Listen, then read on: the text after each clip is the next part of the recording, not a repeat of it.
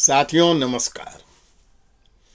अभी जस्टिस मुनीर और अनिल गुप्ता वाराणसी में आए थे और एक कार्यक्रम में उन लोगों ने कहा कि नया अधिवक्ता लॉ ग्रेजुएट वकालत से भाग रहा है। यह प्रवृत्ति ठीक नहीं है। मैं आगे और बढ़ के ये प्रश्न जस्टिस मुनीर से भी पूछना चाहता हूं। बाराबंकी में अधिवक्ताओं पे एफआईआर हुआ है, 25 अधिवक्ताओं पे। क्या जस्टिस मुनीर या किसी जस्टिस ने उस विषय में कोई पड़ताल किया? उस विषय में आक्रोशित अधिवक्ताओं ने वाराणसी जिला कचहरी में हड़ताल किया। उनसे जस्टिस मुनीर या किसी जस्टिस ने संवाद किया। क्यों हड़ताल हो रही है, क्यों कष्ट है, क्या परेशानियां हैं? ऐसा कोई सिंपोजियम कार्यशाला आयोजित करते हैं क्या? हमारी लोअर जुडिशियरी, हायर जुडिशियरी में भ्रष्टाचार का घनघोर भयानक वातावरण बना हुआ है। बड़ा क्षोभ है वकालत कर रहे अधिवक्ताओं में। कोई उनसे पूछता है कि क्या स्थिति है, कार्य की परिस्थितियां क्या हैं? हम सारी कठिनाइयों को भोगने और जूझने को तैयार हैं, तैयार रहे हैं, तैयार हैं। ये पीढ़ियों से चलती आ रही परंपरा है। सामान्यतः जिला न्यायालयों में बिना पंखा के, बिना पक्की छत के, टिन के नीचे, छप्पर के नीचे, पटरे पर बैठ के, चौकी पे बैठ के वकालत करते चले आ रहे हैं। हमारे लिए सम्यक जल की कोई व्यवस्था नहीं है, शौचालय की व्यवस्था नहीं है, और न्यायालय कक्षों में भी बैठने के लिए कोई उपयुक्त कुर्सियां नहीं रह गई हैं, मेजें नहीं है। सामान्यतः पर्याप्त रूप से पंखे नहीं चलते हैं। प्रकाश की समुचित व्यवस्था नहीं है। जो कुछ कहीं कहीं जिला न्यायालयों ने अपनी व्यवस्था अधिवक्ताओं ने किया है वो टिन शेड अपने से बनवाया है। यद्यपि जमीनें उबड़ खाबड़ बनी हुई हैं प्राय हर जिले में। पंखे अपने स्तर पे कहीं कहीं लोगों ने लगवाया है, उसमें बिजली का विवाद होता है। तो ये जो सुविधा विहीनता है, इस पर जस्टिस मुनीर या जस्टिस अनिल गुप्ता जी हम लोगों से संवाद क्यों नहीं करते हैं? कोई बात क्यों नहीं करता है? वकालत से क्यों पीढ़ी भाग रही है? नए अधिवक्ता भाग रहे हैं, नए शिक्षार्थी भाग रहे हैं। अभी एडवोकेट्स एक्ट में संशोधन की बात आई, बहुत से आक्रोश की विषय हैं उसमें। हमारी बार काउंसिल और बीसीआई भी हमसे संवाद नहीं करती है। कहीं कोई सेमिनार का आयोजन नहीं होता है और न चर्चाएं होती हैं। हाँ, स्वतः स्फूर्त अधिवक्ताओं द्वारा आंदोलित हुआ जाता है, अपने अधिकारों की रक्षा के लिए हड़तालें की जाती हैं, और ठीक है, उसका एक प्रभाव होता है कि सरकार ने उसे प्रस्तावित संशोधन को, जो 28 तक जिस पर आपत्तियां आनी थी, उसे वापस ले लिया, लेकिन पुनः लाने की बात किया है। अब पुनः जब वो लाएंगे तो क्या, कौन विचार विमर्श करेगा? किससे विचार विमर्श होगा? जब हमारी बार काउंसिल पूरी तरह से अविश्वसनीय बन गई है, वो जब एक अंडरटेकिंग हाई कोर्ट में दे देती है कि हमने सभी स्टेक होल्डर से बात कर लिया है और यह एफिडेविट दे रहे हैं कि हम किसी प्रकार का कार्य बहिष्कार नहीं करेंगे, कार्य में अवरोध नहीं करेंगे।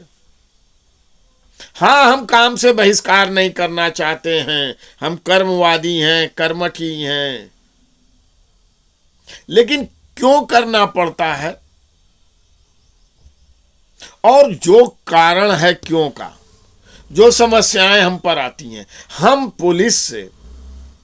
पुलिस अधिकारियों से, अपराधियों से, माफियाओं से, हार्ड शूटर से सबसे जीरा करते हैं, उनके खिलाफ मुकदमे लड़ते हैं। हमारे लिए उनकी ओर से धमकियां होती हैं, हमें चिंता की बात होती है, और आक्रमण भी होते हैं, हमले भी होते हैं। उसकी सुनवाई का कोई फोरम है क्या? जिन अपराधियों के सामने बहुत बार पुलिस सामान्य कांस्टेबल भी सामने नहीं जाना चाहता है, हेनस हत्यारों के सामने, उनके खिलाफ भी अगर कोई बना भारत की जुडिशियल सिस्टम में ये जिला कचहरी का अधिवक्ता उनसे जिरा करता है, या वो पीछे खड़े रहते हैं और उनके गवाहों से उनके खिलाफ कार्रवाई करता है, उनके खिलाफ कठोरतम भाषा में बहस करता है, तो आप क्या समझते हैं कि हमारे लिए भय नहीं, हमारे लिए खतरा नहीं है? हमें धमकियां नहीं दी जाती हैं? दी जाती हैं। जान हथेली पर रख के जिला न्यायालय का अधिवक्ता वकालत करता है। बरसात हो, जाड़ा हो, गर्मी हो, टिन के नीचे खुले में तपस्या करता है, साधना करता है, और अपनी वेदनाओं को अपने सीने में छिपाए रहता है, और गर्व से कहता है कि हाँ, हम अधिवक्ता हैं, हम न्याय दिलाने वाले हैं, हम न्याय दिलाएंगे, हम वकालत करेंगे। और आज भी हमारी विश्वसनीयता इस धरा पे अकल्पनीय है किसी अन्य समूह द्वारा। हमको आकर सादे कागज पे अंगूठा निशान लगाकर, हस्ताक्षर करके, फोटो लगाकर हमारे मुवक्किल दे जाते हैं। जो अपने बेटे को नहीं देगा, अपनी बहू को नहीं देगा, अपनी पत्नी को नहीं देगा, वो आके हमको दे जाता है। और धोखे की घटनाएं दुर्लभ होती हैं, लेकिन हमारे ऊपर नकेल का प्राविधान बनाया जाता है, हमसे चर्चा नहीं किया जाता है। और हमारी सुरक्षा के लिए, हमारी व्यवस्था के लिए, हमारी कार्य में सुगमता हो, इसके लिए किसी को चिंता नहीं है। हाँ, उसमें न्यायाधीश जस्टिस विप हैं, वो हमारे ही बीच से चले जाते हैं, जब ऊपर चल जाते हैं तो उस पार हो जाते हैं, इस पार वालों को भूल जाते हैं, और जिनको याद करते हैं वो चैम्बर बाजी होती है, कलीग जस्टिस के बेटे होते हैं। ये एक वेदना है। हमारी पीड़ाओं पर कोई निर्णय नहीं किया जाता है। और जो हमारा प्रतिनिधि बनने का बार काउंसिल था, वो भी नकारा साबित हुआ है। उसने हम ही से 750 रुपए से अधिक की धनराशि वसूल किया, और आज उसको अवैधानिक जब सुप्रीम कोर्ट ने कर दिया, तब भी लौटाने को ब्याज सहित तैयार नहीं है। तो क्या किया जाए? हम आंदोलनकारी ही तो बनेंगे। हमें कहीं कोई कठिनाई होगी, परेशानी होगी, हमें धमकी दी जाएगी, हमारा उत्पीड़न होगा, तो हम क्या करेंगे? हड़ताल ही तो कर सकते हैं। और कोई विकल्प है क्या?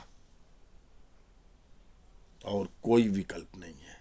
जब न्यायपालिका असंवेदनशील है, सरकार इस पहलू पे विचार करने को नहीं तैयार है, और हमारा जो नेतृत्व कहा जाता है बार काउंसिल, वह विफल हो चुका है, तब हम हड़ताल के लिए ही विवश होते हैं।